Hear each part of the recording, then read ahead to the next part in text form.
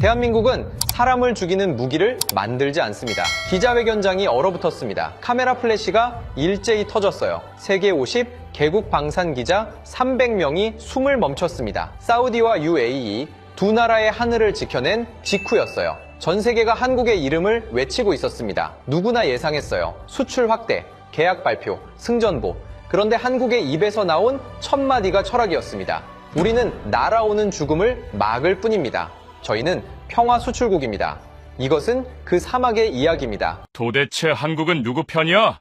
이란 놈들이 물었습니다. 사우디도 물었습니다. 미국도 물었습니다. 아무도 답을 듣지 못했어요. 대신 미사일만 하늘에서 사라졌습니다. 저는 나세르 알카흐타니, 사우디 왕립방공사령부 리야드 북부기지 작전실장입니다. 중령. 26년간 이 하늘을 지켜왔어요. 미국 텍사스 포트블리스에서 패트리어트 운용 교육을 받았습니다. 영어가 아랍어보다 편한 남자예요. 미국을 믿었습니다. 미국이 만든 것을 믿었습니다. 한 번도 의심한 적 없었어요. 세계 최강이라 자부하던 사우디 방공망이 17분 만에 박살났습니다. 그날 밤 저는 리야드 북부 방공기지 지하 통제실에서 얼굴에 박힌 콘크리트 파편을 뽑을 겨를도 없이 바닥에 처박혀 있었어요. 천장 배관이 터지면서 뜨거운 증기가 쏟아졌습니다. 등이 되었어요. 군복 사이로 살가죽이 벗겨지는 게 느껴졌지만 그걸 신경 쓸 여유가 없었습니다. 기어서 콘솔까지 갔어요. 무릎뼈가 깨진 타일 위를 지날 때마다 유리 가루가 살을 파고들었습니다. 스크린이 살아있었습니다. 녹색 불빛, 클리어. 이상 없음. 밖에서는 석유시설이 불타고 있는데 이 미국산 쇠덩이는 아무 일도 없다고 말하고 있었어요. 수천억 원짜리 장비가 제 눈앞에서 거짓말을 하고 있었습니다. 페르시아만 방향에서 기어든 것들은 자폭 드론 18대와 적어도 순항미사일 3발이었어요. 드론은 지면을 핥듯이 낮게 날았습니다. 자동차보다 느리게, 체온보다 차가운 플라스틱 몸통으로. 패트리어트는 하늘 꼭대기에서 마하 단위로 떨어지는 뜨겁고 빠른 것들을 잡도록 만들어진 체계였어요. 모래 위를 기어오는 싸구려 깡통은 레이더 아래로 슬그머니 빠져들어왔고 이 비싼 방패는 그걸 적으로 인식조차 하지 못했습니다. 17분이었어요. 첫 번째 폭발부터 마지막 화염까지 세계 최대 석유시설이 17분 만에 불바다가 됐습니다. 작전실이 지옥이었어요. 경보음이 12개 콘솔에서 동시에 울렸습니다. 연기와 먼지가 뒤엉켜 3m 앞이 보이지 않았어요. 그 속에서 제 부하들이 피를 흘리며 기침을 토해내고 있었습니다. 미국인은 한 명도 보이지 않았어요. 전 구역 수동 요격 전환, 자동 시스템 버려, 목이 찢어지도록 고함을 질렀습니다. 부하들이 흔들리는 다리로 자리에 매달렸어요. 수동 조준 레이더를 끌어올리려는 손가락들이 떨리고 있었습니다. 26년간 미국제 자동 시스템에만 기대온 대가였어요. 수동 조작 훈련은 연례 평가에서도 늘 뒷전이었습니다. 미국 기술진이 가슴을 치며 장담했으니까요. 이 시스템은 절대 실패하지 않습니다. 세계 최강국이 자국 기술에 거는 그 오만한 자부심을 저는 진심으로 믿었어요. 콘솔 키보드를 두드렸습니다. 시스템 강제 재부팅. 화면이 한번 꺼졌다 켜졌어요. 에러 창이 떴습니다. 시스템 권한 제한. 현장 수동 전환에 본국 기술진 승인 필요. 영어였어요. 워싱턴에 본사를 둔 미국 방산 기업의 영어. 제 나라 하늘을 지키는 장비인데 최종 권한은 1000km 밖 미국 본사에 있었습니다. 우리 아이들이 죽어가는 이 순간에도 워싱턴 어딘가에서 누군가가 승인 버튼을 눌러줘야만 이 방패가 작동하는 구조였어요. 주먹으로 콘솔을 내리쳤습니다. 한 번, 두 번, 세 번째에 손등 가죽이 터졌어요. 피가 키보드 위로 뚝뚝 떨어졌습니다. 화면은 꿈쩍도 하지 않았어요. 차갑고 단단한 영어 글씨가 저를 비웃고 있었습니다. 그때 통제실 뒤쪽 방폭문이 벌컥 열렸어요. 더글러스 펜턴, 미국 컨스텔레이션 디펜스 중동 총괄 부사장, 워싱턴에서 이 기지에 상주하며 억대 연봉을 받아 챙기던 자였습니다. 양복 위에 방탄복을 껴입고 있었어요. VIP 벙커로 향하는 걸음이라는 건 한눈에 알 수 있었습니다. 뒤따르는 기술자 4명도 마찬가지였어요. 노트북 가방을 짊어지고 고개를 숙인 채 종종 걸음을 치고 있었습니다. 시스템을 복구하려는 움직임은 눈곱만큼도 없었어요. 펜턴, 시스템을 복구시켜.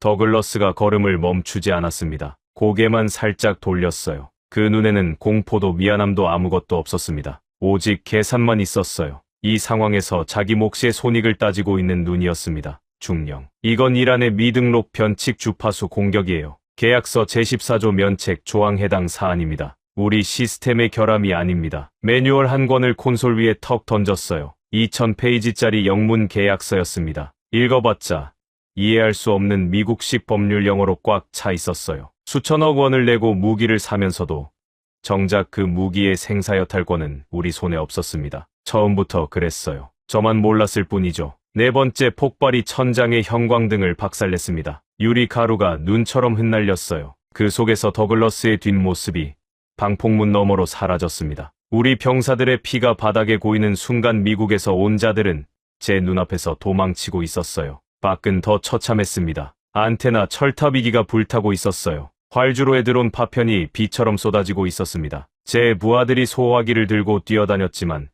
불길은 잡히지 않았어요. 매캐한 화약 냄새와 탄쇠가루 냄새가 뒤엉켜 숨을 쉴 때마다 목구멍이 갈렸습니다. 비명이 철탑 방향에서 들려왔어요. 하심이었습니다. 21살. 이 기지의 최연소 레이더 관제병. 군사학교 출신도 아닌 일반 징집병이었어요. 레이더 소프트웨어를 독학으로 뜯어볼 만큼 영리한 아이였습니다. 제가 직접 뽑아 키운 아이. 3년간 밥을 같이 먹고 새벽 훈련을 같이 뛴 제 막내였어요. 그 아이가 공구통을 움켜쥔 채 불타는 안테나 철탑을 기어오르고 있었습니다. 냉각 라인을 수동으로 차단하면 레이더 한 기라도 살릴 수 있다는 판단이었겠죠. 미국 기술자들이 해야 할 일이었어요. 억대 연봉을 받는 전문가들이 매뉴얼대로 처리했어야 할 작업을. 21살 현지 징집병이 맨손에 공구통 하나 들고 뛰쳐나간 겁니다. 하심, 내려와, 명령이다. 제 고함은 폭발음에 묻혔습니다. 하심이 철탑 중간쯤에서 냉각 밸브에 손을 뻗었어요. 손가락이 닿기 직전이었습니다. 섬광이 먼저였어요. 자폭 드론 한 대가 철탑 상단에 직격했습니다. 폭발의 충격파가 하심의 몸을 허공으로 날렸어요. 저는 그 장면을 똑똑히 봤습니다. 시간이 느려지는 것 같았어요. 그 아이의 왼팔이 어깨째 찢겨나가는 장면을 저는 한 발짝도 움직이지 못한 채 서서 봐야만 했습니다. 하심이 모래바닥에 추락했어요. 뛰었습니다. 어떻게 뛰었는지 기억나지 않아요. 무너진 철골 사이로 기어 들어갔습니다. 하심이 거기 있었어요. 눈은 떠 있었습니다. 왼쪽 어깨 아래가 없었어요. 뼈가 드러나 있었습니다. 피가 모래를 적시며 검게 퍼져나갔어요. 하심을 끌어안았습니다. 그 아이의 피가 제 군복을 적셨어요. 뜨거웠습니다. 사람의 피가 이렇게 뜨거운 줄 처음 알았어요. 하심의 입술이 미세하게 떨렸습니다. 뭔가 말하려는 것 같았어요. 귀를 갖다 댔습니다. 숨소리만 새어나왔어요. 하늘을 봤습니다. 드론 편대의 붉은 전멸등이 별처럼 흩어져 북서쪽으로 이동하고 있었어요. 리야드 시내 방향이었습니다. 심장이 멎는 것 같았어요. 북서쪽 12km, 구광전용병원, 중환자실 3층, 산소 호흡기에 연결된 제 6살 딸 사라가 누워있는 곳이었습니다. 늦둥이였어요. 아내가 43에 겨우 얻은 아이, 선천성 심장기형으로 태어나 2번의 수술을 견딘 아이, 세상 무엇과도 바꿀 수 없는 저의 전부였습니다. 지난 금요일 병문안 갔을 때 산소 마스크 너머로 웃으며 제 검지를 꼭 쥐었던 그 작은 소리가 터졌어요. 제 목구멍에서. 말이 아니었습니다. 26년을 군인으로 살면서 단 한 번도 낸 적 없는 소리였어요. 제 팔 안에서 하심의 의식이 꺼져가고 있었습니다. 12km 밖에서 제 딸이 숨 쉬고 있었어요. 붉은 전멸등들이 그 아이에게로 날아가고 있었습니다. 저는 아무것도 할 수 없었어요. 날이 밝았습니다. 차라리 밝지 않았으면 좋겠다고 생각했어요. 어둠 속에서는 보이지 않던 것들이 햇살 아래 전부 드러났거든요. 활주로는 드론 파편에 갈려 쟁기로밭을 판 것처럼 뒤집혀 있었습니다. 레이더 안테나 3기 중 2기가 뿌리째 꺾여 모래 위에 널브러져 있었어요. 남은 한 기도 상당히 까맣게 녹아 있었습니다. 연기가 아직 피어오르고 있었어요. 야전 텐트에 하심이 누워 있었습니다. 밤새 의식이 오락가락했어요. 찢겨나간 왼팔 절단면에 응급지혈대가 감겨 있었지만 피가 멈추지 않았습니다. 붕대가 벌써 검붉게 젖어 있었어요. 사막의 50도 열기 속에서 제대로 된 소독 한 번 받지 못한 살이 부풀어 오르기 시작하고 있었습니다. 속보가 전 세계로 타전됐어요. 사우디 방공망 17분 만에 무력화. 그 한 줄이 제26년 군 경력을 짓밟았습니다. 수조 원을 쏟아부은 나라의 하늘이 싸구려 드론. 내 앞에서 종이장처럼 뚫렸다는 소식을 세계가 지켜보고 있었어요. 수치가 아니라 치욕이었습니다. 더글러스 펜턴이 아직 기지 안에 있었어요. 밤새 VIP 벙커에 숨어 있다가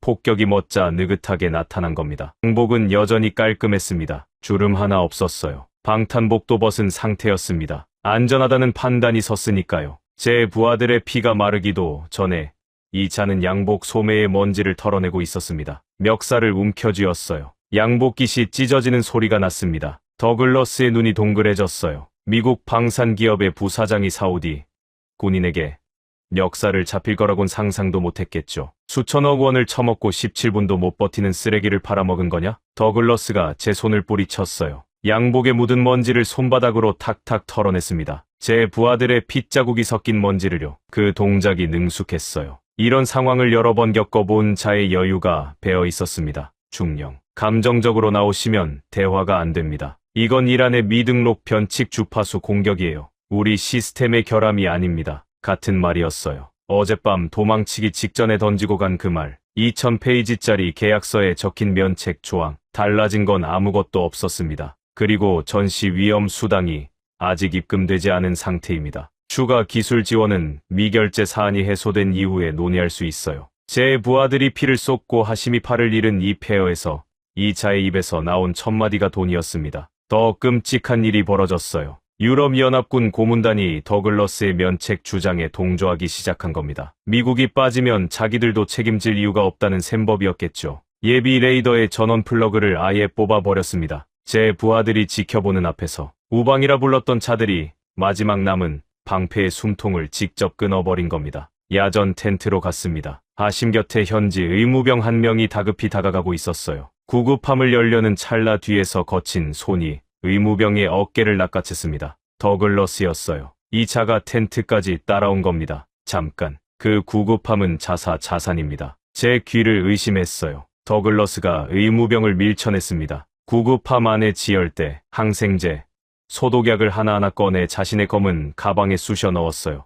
하심에게 쓸 약이었습니다. 팔을 잃고 썩어가는 21살 청년에게 쓸 약을 이 자는 자산이라며 빼앗고 있었어요. 미국 본사 자산 보호 규정에 따른 조치입니다. 현지인 의료 지원은 계약 범위에 포함되지 않아요. 하심이 신음했어요. 의식이 돌아온 건지 고통 때문인지 알 수 없었습니다. 더글러스는 하심을 한 번도 쳐다보지 않았어요. 바닥에 피 묻은 거즈가 떨어져 있었는데 그걸 구두 끝으로 밀어내며 지나갔습니다. 이 자에게 하심은 사람이 아니었어요. 계약서에 적히지 않은 이름일 뿐이었습니다. 전용 헬기가 기지 동쪽 공터에 내려앉았습니다. 더글러스가 가장 먼저 뛰어갔어요. 우리 병사들에게서 빼앗은 약이 든 검은 가방을 움켜쥔 채 헬기 착륙장까지 가는 길에 부상당한 현지 병사 한 명이 더글러스의 바지가랑이를 붙잡았어요. 오른쪽 갈비뼈에 부목을 댄 어린 병사였습니다. 20살이 채 안 돼 보였어요. 주십시오. 더글러스가 그 손을 내려다봤어요. 그리고 군화 끝으로 병사의 손을 걷어찼습니다. 병사가 모래바닥에 나뒹굴었어요. 더글러스는 뒤도 돌아보지 않았습니다. 헬기에 올라타며 양복 소매를 한 번 더 털었어요. 피와 먼지를 털어내는 동작이 습관처럼 자연스러웠습니다. 헬기가 떠올랐어요. 모래바람이 얼굴을 때렸습니다. 그 먼지를 뒤집었으며 저는 무너진 통제실로 돌아갔어요. 산산조각 난 콘솔이 거기 있었습니다. 녹색 불빛은 더 이상 켜져 있지 않았어요. 완전히 꺼져 있었습니다. 주먹을 올렸어요. 내리쳤습니다. 한 번, 콘솔 표면이 갈라졌습니다. 2번, 플라스틱 파편이 튀었어요. 3번, 4번, 5번, 손등 가죽이 벗겨지고 피가 번졌습니다. 이 쇠덩이가 미웠어요. 이 쇠덩이를 판 놈들이 미웠어요. 이 쇠덩이를 믿었던 제가 가장 미웠습니다. 돈으로 산 가짜 우정은 첫 번째 미사일이 떨어지자마자 사막의 신기루처럼 증발해버렸어요. 미국이 남긴 건 먹통이 된 기계와 두꺼운 면책 계약서뿐이었습니다. 제 부하들의 피와 하심의 팔과 이 나라의 자존심은 계약서 2000페이지 어디에도 적혀 있지 않았어요. 피 묻은 주먹을 내려놓았습니다. 군복 주머니에 손을 넣었어요. 지갑이 잡혔습니다. 꺼냈어요.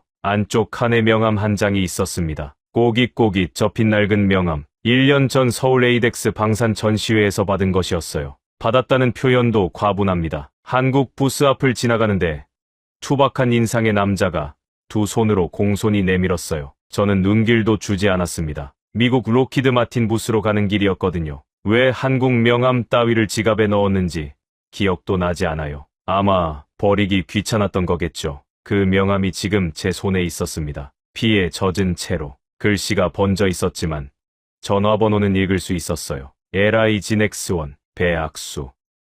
유도무기체계 수석 책임원. 무기였습니다. 위성 전화를 눌렀어요. 손가락이 번호를 찍을 때마다 미끄러졌습니다. 마른 피 때문이었어요. 세 번째 시도에 신호음이 잡혔습니다. 한국과의 시차가 6시간. 그쪽은 토요일 새벽이었을 겁니다. 신호음이 4번 울렸어요. 끊어지면 어쩌나 가슴이 쪼그라들었습니다. 5번째 신호음 끝에 수화기 너머로 거친 숨소리가 들렸어요. 여보세요. 한국어였습니다. 잠에서 막 깬 듯 쉰 목소리였어요. 저는 영어로 말해야 했습니다. 입이 떨어지지 않았어요. 26년 군 경력의 중령이 수화기를 붙잡고 아무 말도 못하고 있었습니다. 자존심 때문이 아니었어요. 목구멍에 걸린 건 울음이었습니다. 배수석. 저는 사우디 방공사령부 나세르 알카흐타니입니다. 숨을 삼켰어요. 체면이라는 걸 버려야 했습니다. 이 나라의 중령이 1년 전 명함 한 장 던져주듯 받아 구겨 넣었던 상대에게 매달려야 했어요. 하늘이 뚫렸으니까요. 제 힘으로는 막을 수 없었으니까요. 우리 방공망이 무너졌습니다. 미국 시스템이 전부 먹통이에요. 이란이 또 올 겁니다. 제발 우리 아이들을 살려주십시오. 목소리가 갈라졌어요.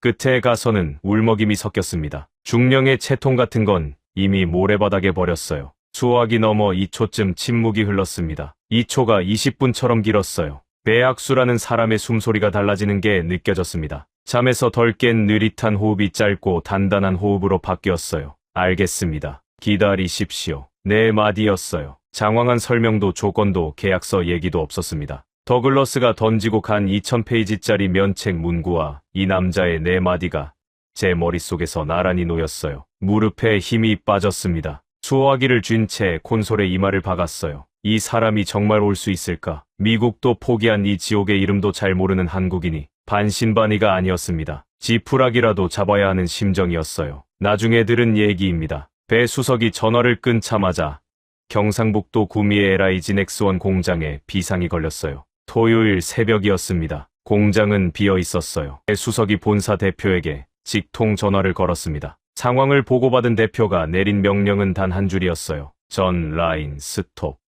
주말 반납하고 천궁부터 찍어내. 수출 규정이고 서류 절차고 전부 무시한 특명이었습니다. 새벽잠을 자던 엔지니어들이 불려나왔어요. 가족과 주말을 보내던 기술자들이 공장으로 뛰어왔습니다. 생산 라인이 돌기 시작했어요. 쇳가루와 용접 불꽃이 밤낮 없이 터졌습니다. 세계 방위 산업계의 상식으로는 천궁 포대를 실전 배치 수준으로 납품하려면 최소 6개월이 걸렸어요. 미국 로키드 마틴의 패트리어트도 유럽의 어떤 시스템도 이 기한을 깨본 적이 없었습니다. 물리적으로 불가능하다고 했어요. 매뉴얼에 그렇게 쓰여 있으니까요. 한국은 매뉴얼대로 하지 않았습니다. 36시간 만에 해냈어요. 그 사이 저는 기지에서 한숨도 자지 못했습니다. 아심 곁을 지켰어요. 의식이 오락가락하는 아이의 이마를 젖은 천으로 닦아주는 것 말고는 할 수 있는 게 없었습니다. 더글러스가 빼앗아 간 항생제 대신 물과 천 쪼가리가 전부였어요. 사라에게 전화를 걸었습니다. 병원 간호사가 받았어요.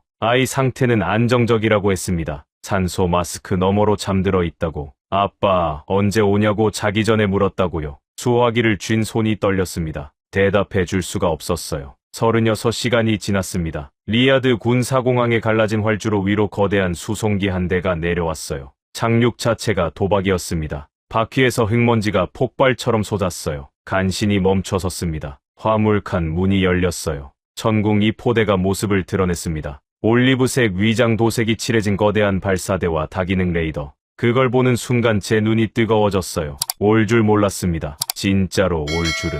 이틀 동안 울린 전화는 수백 통이었지만 실제로 무언가를 싣고 날아온 건 이 비행기 한 대뿐이었어요. 수송기 트랩에서 사람이 내려왔습니다. 대규모 기술 지원단을 기대한 건 아닙니다만 그래도 한 개의 소대쯤은 내릴 줄 알았어요. 기지 전체가 박살났으니까요. 5명이었습니다. 기름때 묻은 작업복에 낡은 배낭을 맨 중년 남자가 선두에 섰어요. 뒤로 4명이 따랐습니다. 전투복이 아니었어요. 양복은 더더욱 아니었습니다. 공장에서 막 뛰어나온 듯한 차림이었어요. 공항 한쪽에 대피해 있던 미국 잔류 기술자들이 킥킥거리기 시작했습니다. 저게 뭐야? 고철 팔러 온 자살 특공대냐? 영어로 내뱉는 조롱이 바람에 실려왔어요. 고작 5명이 깡통 미사일을 들고 미국이 포기한 기지를 살리겠다고? 그게 그들의 계산이었습니다. 선두에 선 남자가 조롱을 들었을 겁니다. 거리가 30m도 안 됐으니까요. 그런데 고개를 돌리지 않았어요. 눈길 한 번 주지 않았습니다. 그 무시가 어떤 반박보다 강했습니다. 저는 공항 바닥에 주저앉아 있었습니다. 이 나라 방공의 작전실장이 무너진 공항 바닥에 주저앉아 있었어요. 다리에 힘이 없었습니다. 이틀을 제대로 자지 못했고 먹지도 못했어요. 군복에 하심에 피가 마르지 않은 채 굳어 있었습니다. 그 남자가 제 앞에 멈춰 섰어요. 기름때 묻은 작업복에서 쇳가루 냄새가 났습니다. 손이 내려왔어요. 투박하고 갈라진 큰 손이었습니다. 30년간 미사일 쇠를 만져온 손이라는 게 한눈에 보였어요. 그 손이 제 피 묻은 손을 덥석 잡았습니다. 거칠었지만 따뜻했어요. 그 손에 이끌려 몸이 올라왔습니다. 배학수 수석이었어요. 명함 속 이름이 눈앞에 서 있었습니다. 1년 전 전시회에서 제가 눈길도 주지 않았던 그 사람이 만 김을 날아와 제 피 묻은 손을 잡아 일으키고 있었어요. 입을 열었습니다. 투박하고 거친 억양이었어요. 나중에 안 건데 경상도 사투리라고 하더군요. 한국의 남동쪽 지방말이라고. 거칠었지만 그 울림 속에 허튼 소리가 한 톨도 없었습니다. 늦어서 미안합니다. 밥 얻어먹던 집 대문이 박살났는데 뒷짐지고 계산기 두드릴 수는 없지 않습니까? 장교 오마르가 옆에서 번역해줬어요. 한국에서 유학한 장교였습니다. 한 문장 한 문장을 듣는데 코끝이 시큰해졌어요. 더글러스가 던지고 간 2000페이지짜리 면책 계약서와 이 남자의 한마디가 제 머릿속에서 나란히 놓였습니다. 미국은 계약서를 던지고 떠났어요. 한국은 사람을 보내왔습니다. 5명뿐이었지만 계약서는 한 장도 꺼내지 않았어요. 배 수석이 기지에 도착해서 제일 먼저 한 일은 장비 점검이 아니었습니다. 하심이 누워있는 야전 텐트를 찾았어요. 40분 동안 하심의 곁에 쭈그려 앉아 상처를 들여다봤습니다. 한마디도 하지 않았어요. 찢겨나간 팔의 절단면을, 부풀어 오른 살을, 검붉게 젖은 붕대를 묵묵히 봤습니다. 텐트 밖으로 나왔을 때 제가 호텔 열쇠를 내밀었어요. 리야드 시내 특급 호텔 키였습니다. 배 수석. 호텔을 잡아뒀습니다. 쉬시면서 작업 계획을 세우십시오. 배 수석이 열쇠를 받았어요. 손바닥 위에 올려놓고 잠깐 들여다봤습니다. 번쩍이는 금색 키홀더였어요. 이 폐허에서 유일하게 깨끗한 물건이었습니다. 손가락으로 퉁겨 올렸어요. 금색 열쇠가 포물선을 그리며 모래바닥에 떨어졌습니다. 배 수석은 그걸 쳐다보지도 않았어요. 이미 등을 돌리고 있었습니다. 피냄새와 모래바람이 진동하는 야전 텐트 쪽으로 걸어가고 있었어요. 우리는 여기서 잡니다. 정비기술 담당 최기철 직장이 배낭을 풀었습니다. 53세. 한국팀에서 가장 나이가 많은 사람이었어요. 배낭에서 나온 것들이 기이했습니다. 스패너와 니퍼 사이사이에 빨간 뚜껑이 달린 초록색 병이 여러 개 끼워져 있었어요. 분홍색 연고 튜브, 은박지에 쌓인 면발 덩어리, 공구함이 아니라 구호품 보따리 같았습니다. 최 직장이 하심의 침대 곁에 쭈그려 앉았어요. 빨간 뚜껑 병을 열었습니다. 투명한 액체가 흘러나왔어요. 알코올 냄새가 코를 찔렀습니다. 한국 소주라는 것을 나중에 알았어요. 술이었습니다. 최 직장은 그 술을 깨끗한 거제에 적셔 하심의 썩어가는 상처 위에 조심스럽게 눌렀어요. 하심이 비명을 질렀습니다. 최 직장이 하심의 이마를 손바닥으로 꾹 눌러 고정시켰어요. 거칠었지만 정확했습니다. 다른 손으로는 상처 구석구석을 소독해 나갔어요. 고름을 짜내고 죽은 살을 걷어내고 분홍색 연고를 두껍게 발랐습니다. 마데카솔이라는 한국 연고였어요. 더글러스가 자산이라며 빼앗아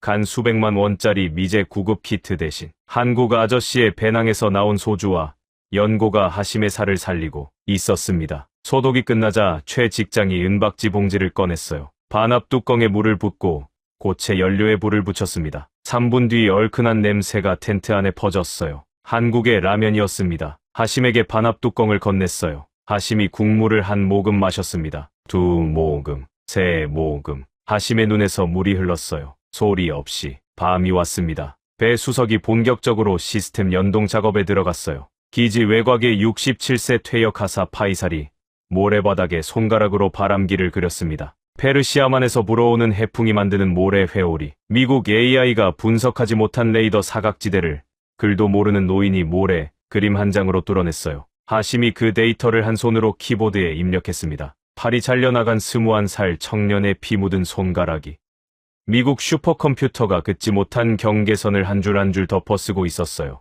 그리고 이란의 2차 공격이 왔습니다. 탄도미사일과 드론의 복합 공격. 1차 때보다 규모가 컸어요. 리야드 방향으로 빨간 점들이 쏟아져 내렸습니다. 사라가 있는 병원 방향으로. 배 수석이 발사 콘솔 앞에서 한 발짝 물러났어요. 자리를 비워준 겁니다. 하심이 휠체어를 밀고 콘솔 앞에 섰습니다. 피 묻은 오른손이 발사 버튼 위에 올라갔어요. 천궁이 발사됐습니다. 32발 일제 발사. 사막의 모래가 수십 밀 높이로 들어 올려졌어요. 이란의 미사일이 한 발도 땅에 닿지 못한 채 하늘에서 산산조각 났습니다. 사라가 있는 병원 위로 떨어질 뻔했던 죽음이 한국이 만든 불꽃이 되어 공중에서 흩어졌어요. 사우디 하늘이 되살아난 겁니다. 하지만 이란은 포기하지 않았습니다. 사우디가 막히자 칼끝을 돌렸어요. 더 약한 곳으로. 이란 혁명수비대 작전실에서 새 지도가 펼쳐졌습니다. 이번엔 아부다비였어요. 사우디에서 벌어진 일을 저는 뉴스로 봤습니다. 한국이 사우디를 지켰다고요? 믿기 어려웠어요. 저는 칼리파 알자베르, UAE 방공사령부 알다프라 기지작전 차관입니다. 준장. 28년간 이 하늘 아래 있었어요. 사우디가 뚫렸다는 소식을 들었을 때 솔직히 남의 일이라고 생각했습니다. 우리 시스템은 최신 버전이니까 사우디보다 낫다고 믿었어요. 그 자만이 무너지는 데는 사우디와 똑같은 시간이 걸렸습니다. 자폭 드론이 먼저 왔어요. 페르시아만 쪽에서 모래바람을 타고 기어들어왔습니다. 레이더 아래를 긁듯이 낮게. 사우디 때와 같은 수법이었어요. 뒤이어 순항미사일과 탄도미사일이 섞여 들어왔습니다. 드론으로 방공망을 분산시키고 그 틈에 진짜 주먹을 꽂아 넣는 복합 공격이었어요. 아부다비 연료 저장 구역에서 화염이 치솟았습니다. 공항 인근에서 폭발이 연쇄적으로 터졌어요. 사망자가 나왔습니다. 내 기지의 안테나 철탑이 불타기 시작했어요. 통제실 천장에서 콘크리트 가루가 쏟아졌습니다. 그린을 봤어요. 녹색 불빛, 클리어, 이상 없음. 밖에서는 내 부하들이 피를 흘리고 있는데 미국산 장비는 아무 일도 없다고 말하고 있었습니다. 사우디에서 들었던 그 이야기가 내 눈앞에서 똑같이 재현되고 있었어요. 수동 전환을 시도했습니다.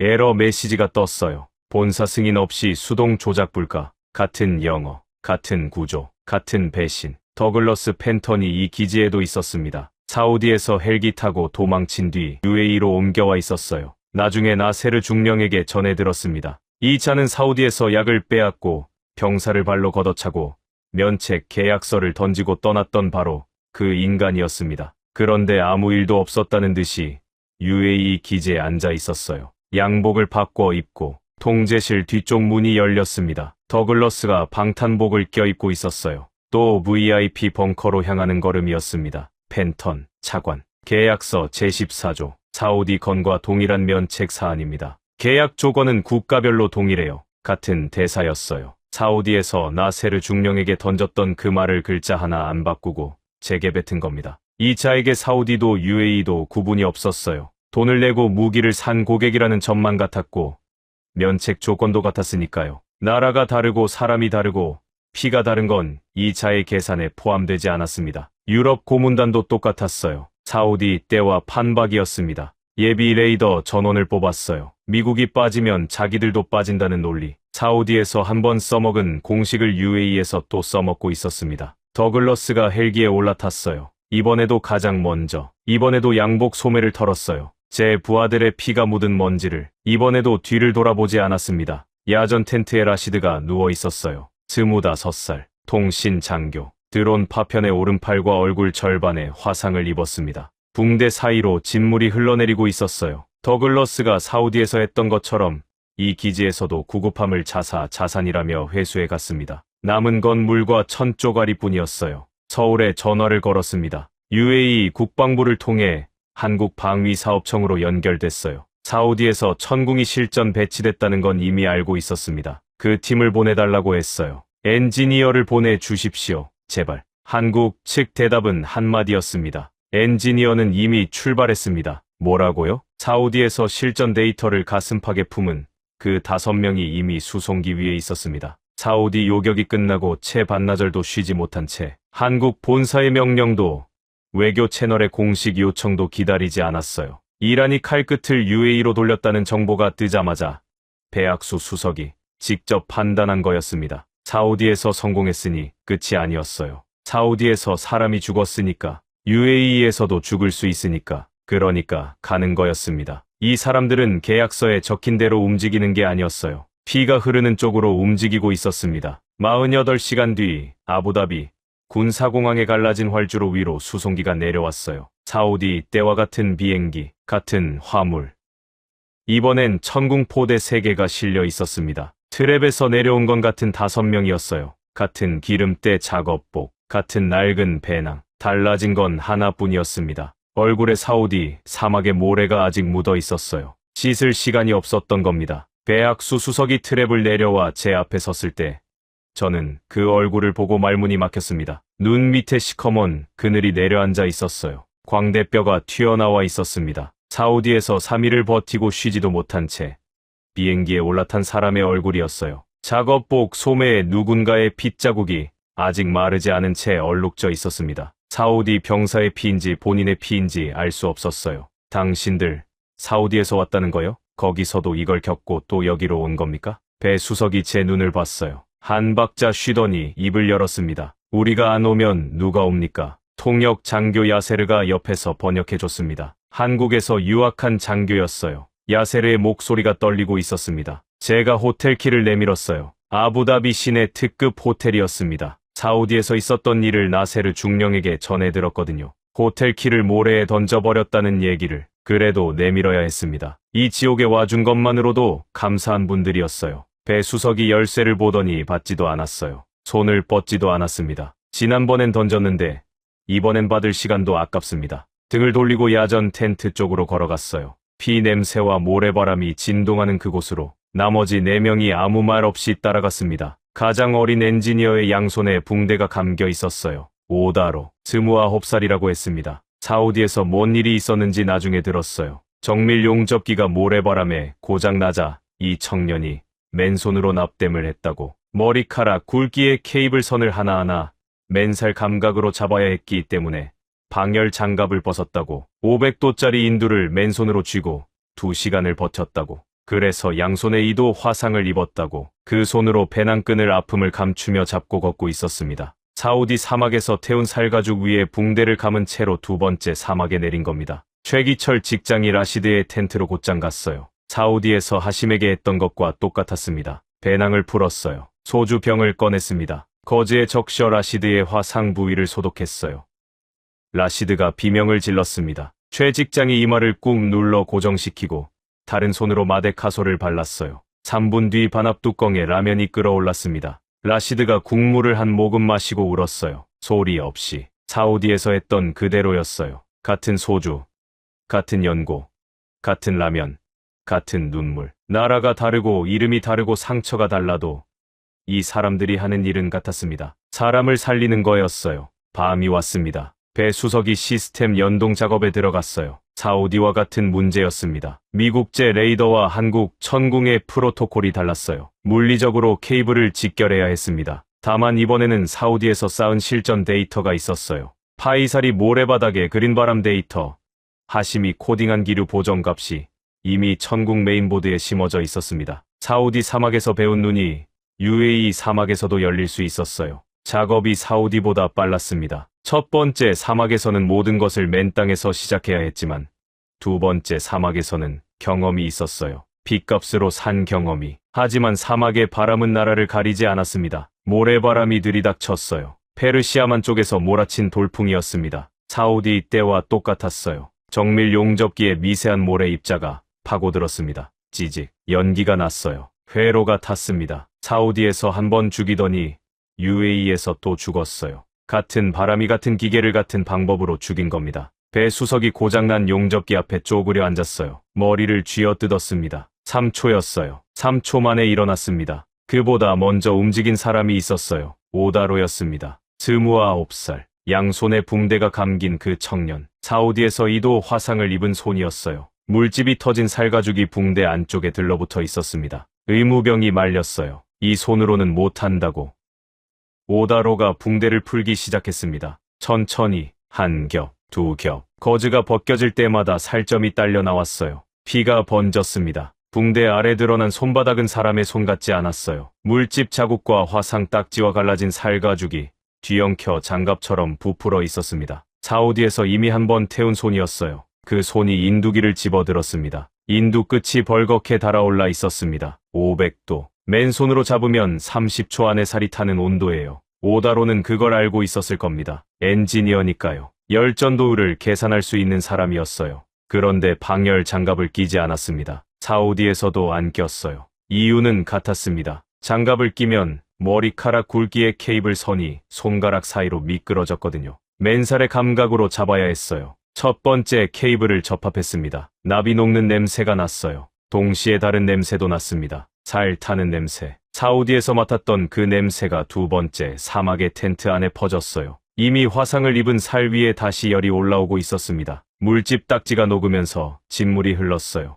그 위로 다시 납을 녹였습니다. 한 가닥, 두 가닥, 세 가닥. 피와 납과 진물이 뒤엉켰어요. 멈추지 않았습니다. 그 시각 위성통신이 터졌어요. 한국 본사에서 걸려온 긴급 연락이었습니다. 윤학수 전무, 해외 리스크 관리 책임자였어요. 수화기 너머로 울리는 목소리가 피를 토하는 것 같았습니다. 배수석, 미친 노마들어. 사우디까지는 봐줬다. 근데 UAE까지 목숨 걸 이유가 뭐야? 이란이 전면전 각오하고 물량을 쏟아붓고 있어. 핵심 연구원 5명이야. 너들 죽으면 유도무기 사업부가 통째로 날아가. 당장 대사관 장갑차 타고 빠져. 배수석이 수화기를 귀에서 떼지 않았어요. 아무 말도 하지 않았습니다. 기지 밖에서 엔진 소리가 들렸어요. 아부다비 주재 한국 대사관에서 보낸 장갑차가 도착한 겁니다. 타면 2시간 안에 대사관에 도착해요. 에어컨 바람을 맞으며 이 기지가 불타는 걸 뉴스로 볼 수 있었습니다. 타이밍을 맞춘 듯 화상회의 스크린이 켜졌어요. 더글러스 팬턴이었습니다. 아부다비 특급 호텔 로비가 배경이었어요. 와인잔을 손에 들고 있었습니다. 칼리파, 한국 친구들에게 전해. 사우디에서 운이 좋았을 뿐이다. 두 번째는 없어. 패트리어트도 못 막는 이란 탄도탄을 고철 장난감이 어떻게 막겠어. 도망칠 수 있을 때 도망쳐. 내가 베풀 수 있는 마지막 조언이야. 제 부하들의 피가 마르기도 전에 이 차는 와인을 홀짝이며 비웃고 있었어요. 저는 배수석 앞에 무릎을 꿇었습니다. 이 나라의 준장이 이방인 앞에 두 무릎을 꿇었어요. 배수석, 사우디를 지켜준 것만으로 족하오. 당신들이 여기서 죽을 이유는 없소. 제발 살아서 돌아가시오. 목을 놓아 울었습니다. 더는 체면을 지킬 수 없었어요. 사우디에 이어 두 번째로 이 사람들을 죽일 수 없었습니다. 사흘 전 전화 한 통에만 비밀 날아와 사우디를 살리고 쥐지도 못한 채 또 날아온 은인들을 제 무능 때문에 이 사막에 묻을 수 없었어요. 배수석이 움직였어요. 제 어깨를 잡아 일으켰습니다. 무릎 꿇은 저를 일으켜 세운 뒤 제 눈을 똑바로 봤어요. 입을 열지 않았습니다. 대신 옆으로 한 걸음 갔어요. 윤 전무와 통화하던 위성 전화가 콘솔 위에 놓여 있었습니다. 100만 원짜리 장비, 본사와의 유일한 연결선이었어요. 배수석이 그걸 집어들었습니다. 오른손에 쥐었어요. 한 번 들어 올렸습니다. 바닥에 내리쳤어요. 쨍, 액정이 갈라졌습니다. 한 번 더, 기판이 튀어나왔어요. 바닥에 놓고 군화발로 밟았습니다. 한 번, 두 번, 세 번, 가루가 됐어요. 복귀 명령을, 달기를. 이 남자는 자기 발로 짓밟았습니다. 사우디에서도 안 했던 일이었어요. 사우디에서는 반신반의였다고 했습니다. 가보면 되겠지 했다고. 이번엔 달랐어요. 여기서 빠지면 이 사람들은 진짜 죽는다는 걸 알았으니까. 그걸 알면서 도망가는 건 사람이 할 짓이 아니라고. 배수석이 고개를 들었습니다. 제 부하들을 둘러봤어요. 한국팀 4명의 얼굴도 봤습니다. 오다로의 붕대 풀린 손도 봤어요. 피 흘리는 식구 버리고 꽁무니 빼는 놈은 우리 집안에 없습니다. 전원 위치 사수해. 경상도 사투리가 콘크리트 벽에 부딪혀 울렸어요. 야세르가 통역했습니다. 떨리는 목소리로. 차관님, 이 고집불통 한국 아재들이 두 번째 사막에서도 우리랑 같이 죽겠답니다. 3초간 아무 소리도 나지 않았어요. 그리고 터졌습니다. 울음이. 사우디에 이어 UAE에서도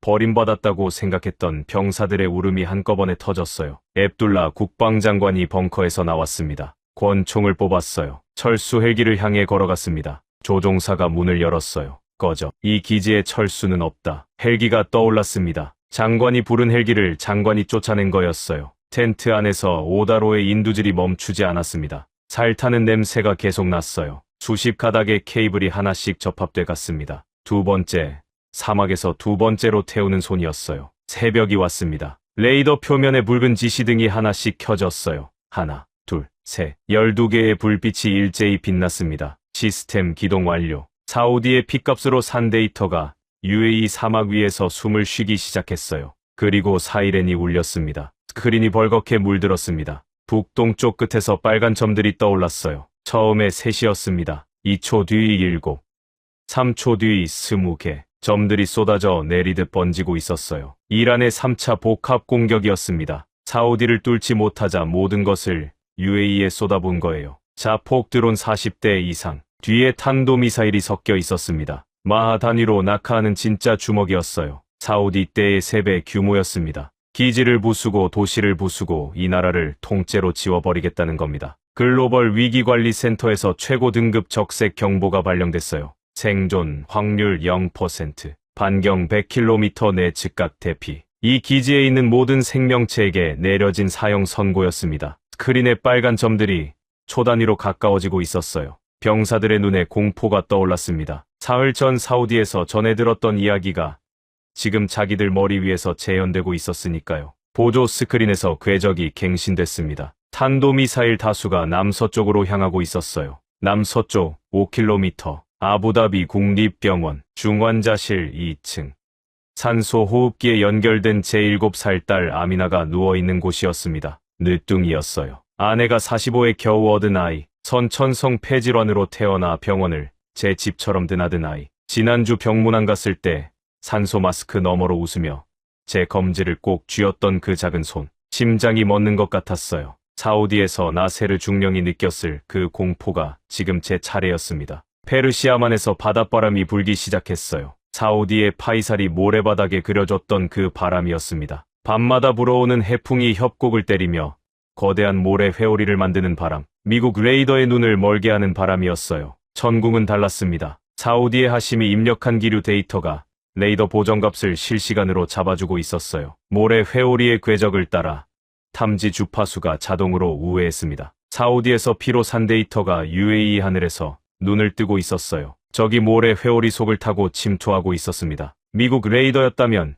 이 순간 화면이 깨끗했을 거예요. 클리어, 이상 없음. 사우디에서 그랬듯이 3일 전 이 기지에서도 그랬듯이 전궁의 스크린에는 빨간 점이 전부 잡혀 있었습니다. 한 놈도 빠짐없이 비호복합 체계가 먼저 움직였어요. 기관포 화염이 밤하늘을 가르며 드론대를 향해 쏟아졌습니다. 드론이 터졌어요. 한 대, 두 대. 연쇄적으로 하늘에서 불꽃이 피고 파편이 모래 위로 비처럼 흩어졌습니다. 시간을 벌었어요. 진짜 적은 아직 구름 위에 있었으니까요. 배 수석이 조용히 발사 콘솔 앞에서 한 발짝 물러났습니다. 사우디에서 하심에게 그랬던 것처럼 만 길을 날아와 이 시스템을 살려낸 사람이 마지막 순간에 자리를 비켜줬어요. 라시드가 휠체어를 밀고 콘솔 앞에 섰습니다. 화상 붕대가 감긴 오른손이 발사 버튼 위에 올라갔어요. 쏘는 건 이 하늘의 주인이 해야 합니다. 배 수석이 말했어요. 야세르가 통역할 필요도 없었습니다. 라시드의 눈에 불이 붙어 있었어요. 탄도미사일이 구름을 뚫고 낙하하고 있었습니다. 충돌까지 남은 시간이 초 단위로 줄어들고 있었어요.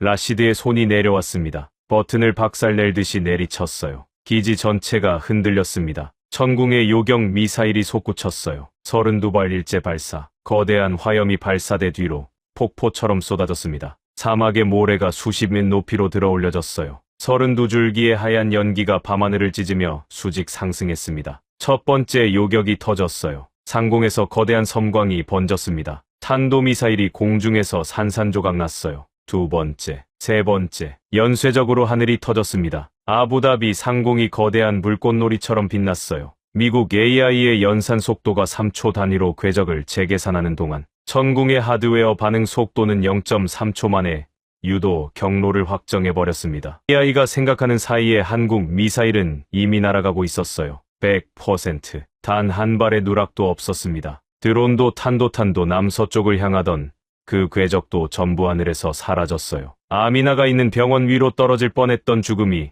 한국이 만든 불꽃이 되어 공중에서 흩어졌습니다. 지하 벙커에서 미국 군사분석관 존 밀러의 시가가 바닥에 떨어졌어요. 입이 벌어진 채 다치지 않았습니다. 한국 하드웨어의 반응 속도가 우리 AI 연산을 앞질렀다. 사우디 특사 칼리드 빈 살만이 의자에서 벌떡 일어났어요. 사우디 패트리어트 다 치우고 전부 한국산으로 바꿔. 아부다비 호텔에서 화면을 보고 있던 더글러스 펜턴의 샴페인 잔이 손에서 미끄러졌습니다. 바닥에 부서지는 소리를 본인이 들었는지 모르겠어요. 30초 뒤 본사에서 파면 통보가 왔습니다. 통제실에서 함성이 터졌어요. 울음이었어요. 구분할 수 없었습니다. 피투성이 병사들이 한국 엔지니어들을 끌어안았어요. 오다로의 불에 탄 손을 누군가 조심스럽게 잡아 이마에 갖다 대며 울었습니다. 그린을 봤어요. 깨끗했습니다. 빨간 점이 하나도 없었어요. 사우디에 이어 UAE까지 두 번째 하늘이 살아난 겁니다. 진짜 클리어, 진짜 안전. 돈으로 산 게 아닌 피로 지킨 하늘이었습니다. 아침이 왔습니다. 진짜 아침이었어요. 며칠간 이 기지의 아침은 잿빛이었습니다. 연기와 먼지와 피 냄새가 뒤엉킨 새벽이었어요. 오늘은 달랐습니다. 빨갰어요.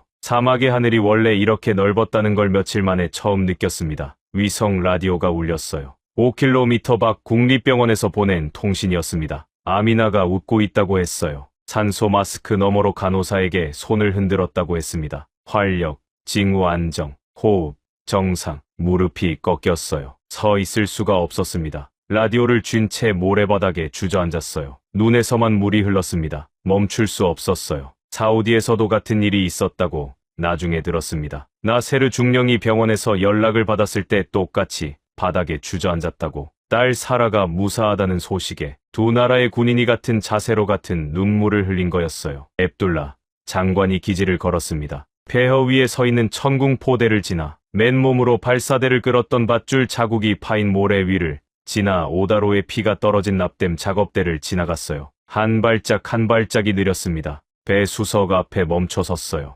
그리고 허리를 꺾어 절했습니다. 왕족이었어요. 이 나라 국방의 최고 권력자가 기름때 묻은 한국 엔지니어 앞에서 상체를 접은 겁니다. 한마디도 하지 않았어요. 할 수 없었을 겁니다. 말로는 되지 않는 것이 있으니까요. 오후에 긴급회의가 열렸습니다. 만장일치였어요. 원유 2,400만 배럴, 최고 품질, 유조선에 꽉꽉 채워서 한국을 향해 즉시 출하. 사막의 나라가 가진 것 중 가장 귀한 것을 보내기로 한 겁니다. 장부에 적히는 거래가 아니라 피로 맺은 형제에게 바치는 선물이었어요. 사우디에서도 결의가 나왔다고 들었습니다. 천궁 10호대 정식 계약, 32억 달러, 그리고 한국과의 합동 훈련센터 건립. 미국이 매뉴얼만 던져주고 떠났던 방식과 정반대였어요. 한국은 기술을 팔고 떠나는 게 아니라 기술을 심고 가르치겠다는 거였습니다. 스스로 하늘을 지킬 수 있도록. 하시미 사우디 센터 1기 교관으로 임명됐어요. 팔을 잃은 21살 청년이 후배들 앞에 서게 된 겁니다. UAE에서는 라시드가 교관이 됐어요. 화상 붕대가 감긴 손으로 천궁의 콘솔을 두드리며 후배들을 가르쳤습니다. 해가 기울기 시작했어요. 배 수석과 4명의 한국 엔지니어들이 짐을 쌌습니다. 짐이랄 것도 없었어요. 처음 들고 온 낡은 배낭이 전부였습니다. 환송식을 준비했다는 연락이 왔어요. 배 수석이 거절했습니다. 안 합니다. 5명이 활주로를 걸었어요. 사우디에 처음 내렸을 때와 같은 모습이었습니다. 기름때 묻은 작업복의 낡은 배낭. 달라진 건 오다로의 양손이었어요. 두 겹의 붕대가 감겨 있었습니다. 사우디에서 한 겹, UAE에서 한 겹. 두 나라의 사막이 남긴 훈장이었어요. 저는 뛰었습니다. 아미나를 안고 뛰었어요. 병원에서 데려왔습니다. 의사가 말렸어요.